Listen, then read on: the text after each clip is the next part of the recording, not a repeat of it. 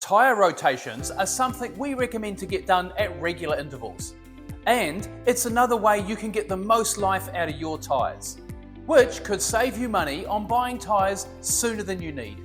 Rotating your tyres is simply changing the position from front to back or side to side, or in a particular pattern, as it is common for tyres to wear down at different rates depending on where they are on your vehicle.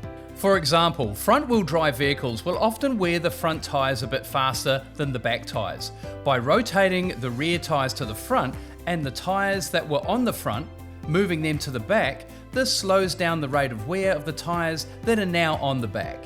How often you should rotate your tyres really depends on the vehicle type and how it is set up.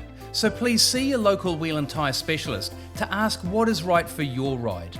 If you're doing it yourself, don't forget to top up your tyre pressures if required. For help or more information, visit your local Mag and Turbo or call us on 0800 Mags for You.